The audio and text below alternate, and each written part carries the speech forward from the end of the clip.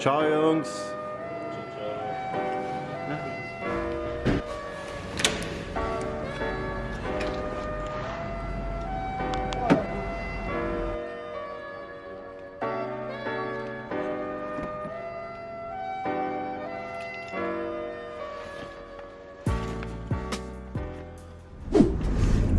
So, hi Leute, euer Costa hier. Ich begrüße euch zu einem neuen Video. Freue mich auf jeden Fall, dass ihr am Start seid. Heute mal nicht wie gewohnt im Studio, sondern im Auto auf dem Weg in die City. Der Sandro ist auch mit seinem Auto unterwegs in die Stadt. Wir treffen uns gleich dort und ja, dann shooten wir ein, zwei Outfits. Ich zeige euch einfach mal, worauf ich dabei achte und wie ich das mache, mit welchen Einstellungen etc. Und danach fahren wir wieder ins Studio. So, dann will ich auch nicht viel mehr erzählen, sondern euch einfach mal mitnehmen zum Shooten und ja, viel Spaß.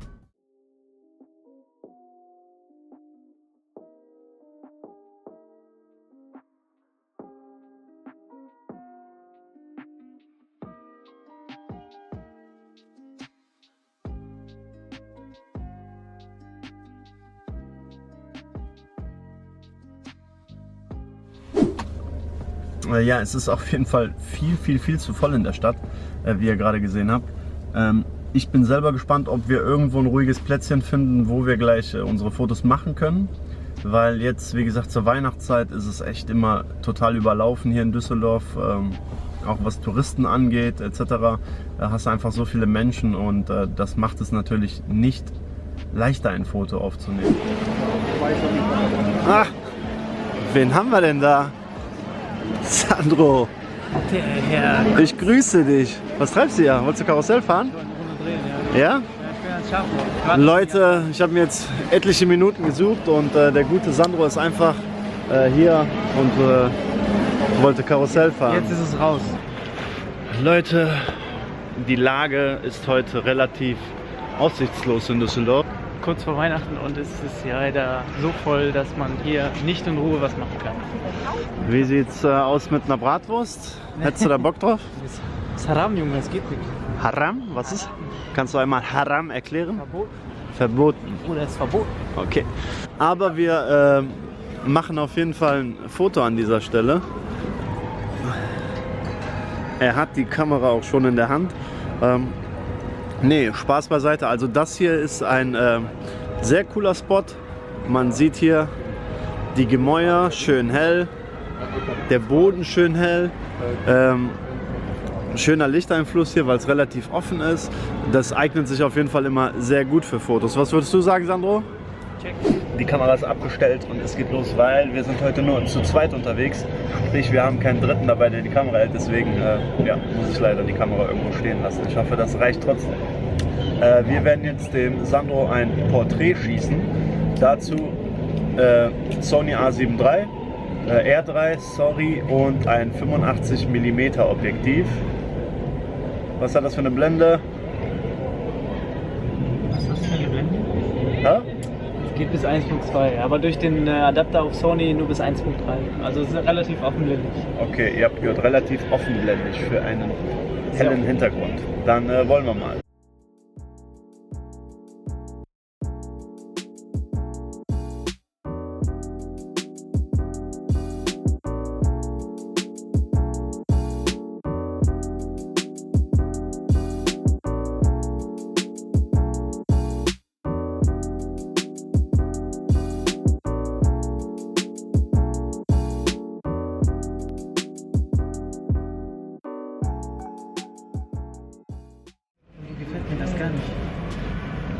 Leute, es gefällt ihm gar nicht. Ja, schwer. Das sieht so nach nicht Fisch und nicht Fleisch.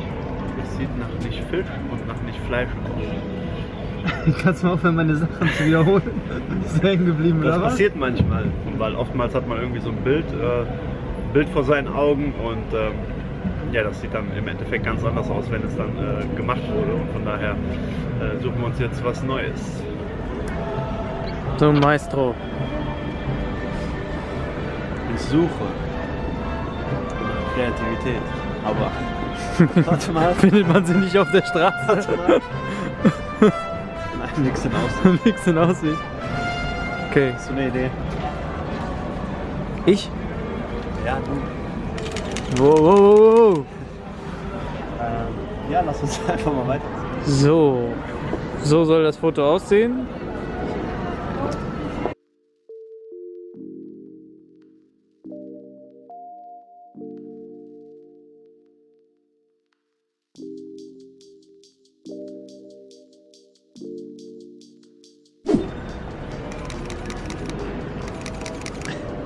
Kamera Action Go! Tu mal bitte Folgendes. Was? Mach mal deine Jacke so ein bisschen zu, sodass die Kapuze so ein bisschen dichter ist. Weißt du, was ich meine? Okay, Bruder, ja. Genau. Machst du zu? Aber gib mir mal bitte ganz kurz die Kamera. Bitte sehr. Bevor ich meine Kapuze zumache, sollte der gute Sandro mal seinen Hosenstall zumachen. Was ist der denn noch? Lüftung aktiv. Die Schlange will raus, Junge. Hauptsache dir ist das aufgefallen. Ich bin voll konzentriert vor der Kamera.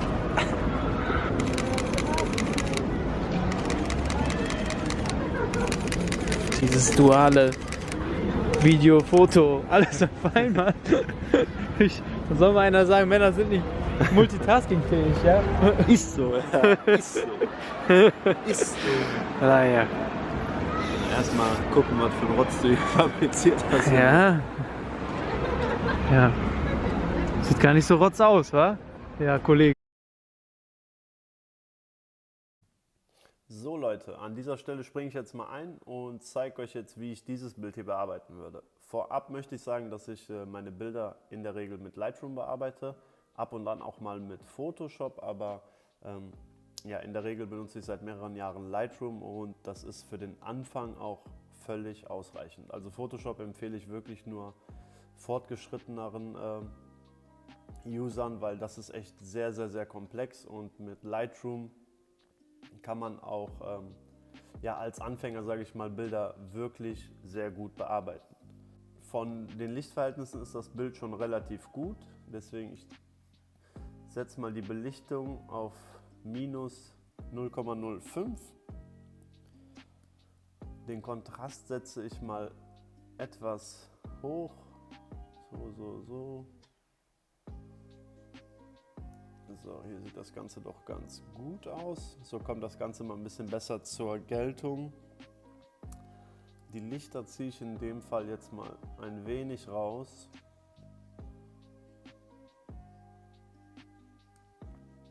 So, dann setze ich die Tiefen etwas höher, weil das Outfit ist jetzt ganz schwarz und es ist, wie gesagt, es ist jetzt relativ hell geschossen, aber oftmals ist es vor allen Dingen bei ganz schwarzen Outfits so, dass man kaum Kontraste erkennt. Und das ist natürlich doof, wenn ihr jetzt jemandem euer Outfit präsentieren wollt, dann sollte man natürlich alles erkennen können und nicht einfach nur irgendwie so einen schwarzen Fleck am Körper sehen. Von daher ist es immer ganz hilfreich, wenn man da die Tiefen etwas hochsetzt. Ich habe die jetzt auf plus 17 gesetzt, damit man einfach die Kontraste in einem sehr dunklen Outfit dennoch erkennen kann. So, Weiß fahren wir auch etwas hoch. Ich setze das Ganze mal auf 9 und Schwarz ziehen wir etwas raus, wie gesagt, weil das Outfit so sehr dunkel ist, dass das nicht zu schwarz ist. So, und dann könnt ihr auf Y drücken, dann habt ihr immer so einen kleinen Vorher-Nachher-Vergleich. So, den könnt ihr jetzt hier sehen, wie der Fortschritt bisher ist. Und dann geht es auch weiter. Klarheit, da gehen wir jetzt mal ran. Ich setze das Ganze mal auf plus 30. An dieser Stelle ist zu sagen, ich sehe es bei sehr, sehr, sehr vielen, die am Anfang ihrer Lightroom-Karriere noch stehen. Da wird der Klarheitregler einfach volle Pulle aufgedreht und man denkt immer, wow, das ist so eine krasse Veränderung, das Bild. Aber ich rate euch auf jeden Fall davon ab, zu viel Klarheit in den Bildern zu verwenden, weil, ja, ich weiß nicht. Ihr habt ja gesehen, wie das immer aussieht und ich finde, es sieht immer recht unnatürlich aus. Deswegen solltet ihr auf jeden Fall beim Klarheitregler dabei achten, dass ihr nicht,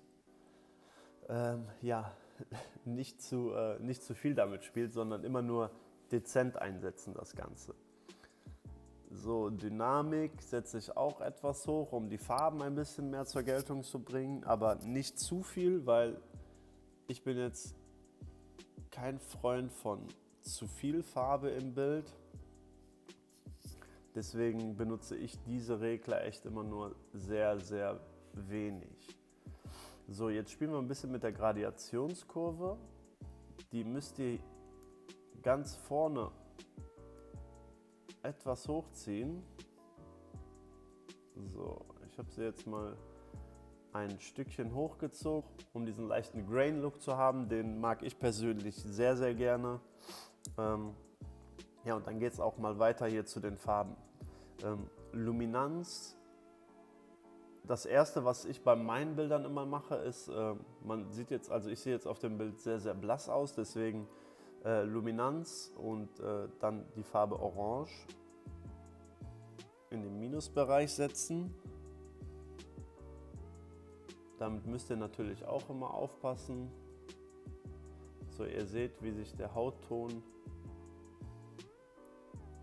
jetzt verdunkelt. Also ich lasse das Ganze mal auf 40.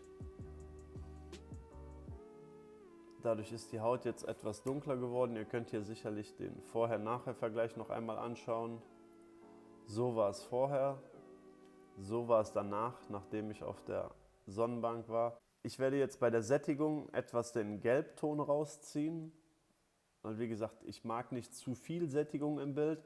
Außerdem war dieses Bild an einem relativ kalten Tag geschossen, von daher finde ich es umso cooler, wenn man das auch kalt darstellt, das Bild, so wie es in Wirklichkeit geschossen wurde. Von daher entziehe ich dem Ganzen ein bisschen die Gelbtöne.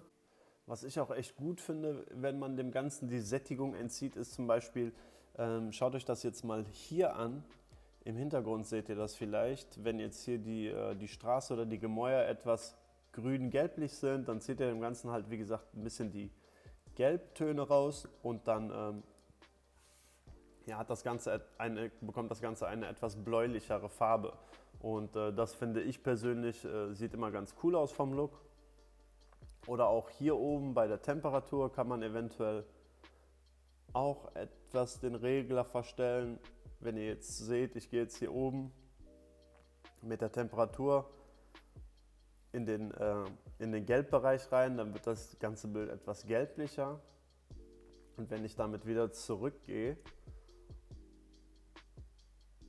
dann wird das Ganze wieder etwas bläulicher, so ein Eislook.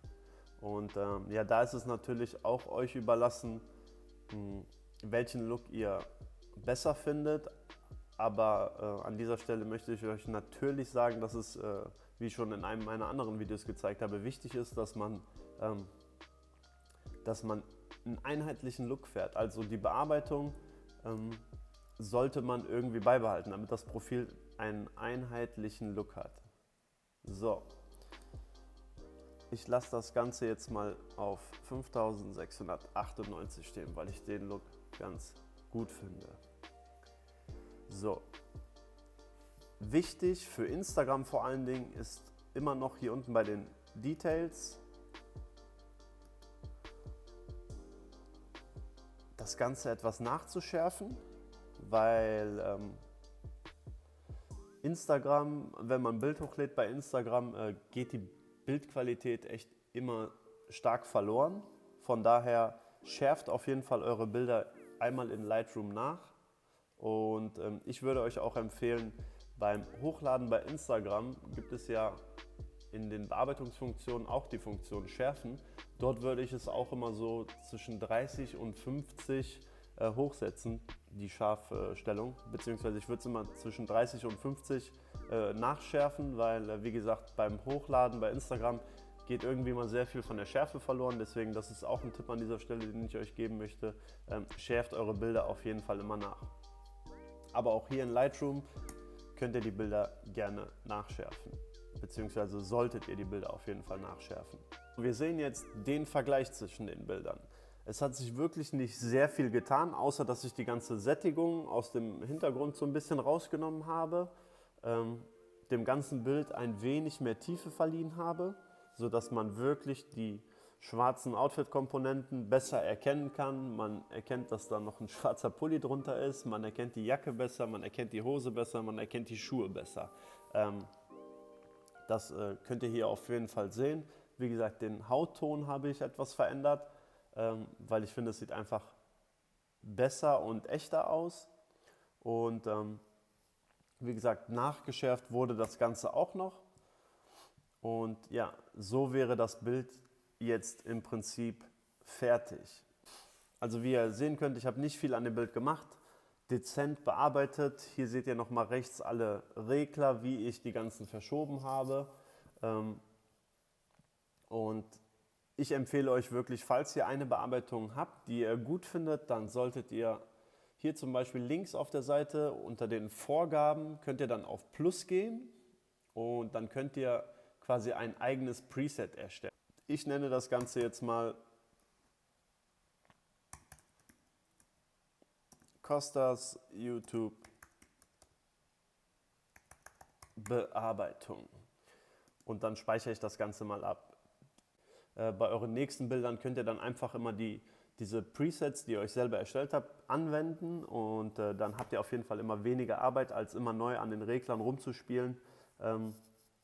Habt ihr einfach eine einheitliche Bildbearbeitung. Und wie gesagt, das ist wirklich Übungssache. Mit der Zeit lernt man da auf jeden Fall dazu. Es ist keine Hexerei.